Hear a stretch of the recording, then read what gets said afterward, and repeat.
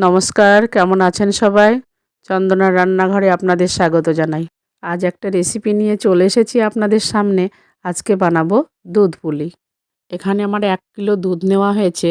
এই দুধটা আমি খুব ভালো করে জাল করে একটু শক্ত করে ক্ষীর বানিয়ে নেব। আজকে ক্ষীরের পুলি বানাবো। এই যে আমার ক্ষীরটা বানানো হয়ে গেছে। এবার আমি কড়াই বসিয়ে দিলাম। এবার ওই কড়াইয়ের মধ্যে আমি 2 বাটি জল দিয়ে দিলাম।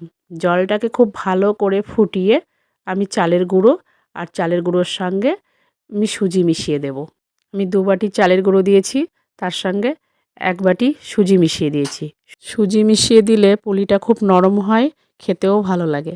দেখুন আমার চালের গুঁড়োটা সিদ্ধ হয়ে গেছে। এবার আমি নামিয়ে নেব। এবার এই চালের গুঁড়োটা আমি ভালো করে 2 চামচ ঘি দিয়ে 10 মিনিট মতো মেখে নেব। সিদ্ধ করা চালের ময়দাটা আমি 2 চামচ ঘি দিয়ে খুব ভালো করে ঠেসে ঠেসে মেখে নেব। ময়দাটা আমার মাখা হয়ে গেছে। এবার আমি ভেজা রুমাল দিয়ে ওটাকে ঢাকা দিয়ে রাখবো, নাহলে শুকিয়ে যাবে। এবার ময়দা অল্প অল্প করে গোল গোল করে নিয়ে একটু বাটির আকার দিয়ে ওর মধ্যে 1 চামচ ক্ষীর দিয়ে দেব। এবার 2 মুখ এক জায়গায় করে আমি একটু চেপে চেপে আটকে দেব।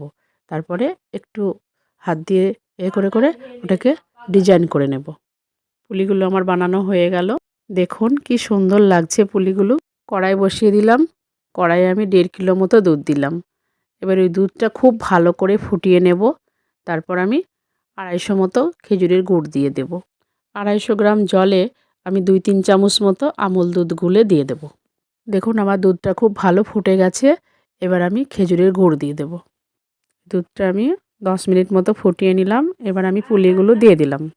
পুলিগুলো দেওয়ার পর আমি 2 থেকে 3 মিনিট ফুটিয়ে নেব, নাহলে শক্ত হয়ে যাবে।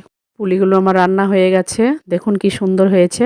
আমার রেসিপিটা যদি ভালো লাগে, লাইক, শেয়ার, সাবস্ক্রাইব করে পাশে থাকবেন। ভালো থাকবেন, সুস্থ থাকবেন। আবারও খুব শীঘ্রই ফিরে আসছি নতুন একটা রেসিপি।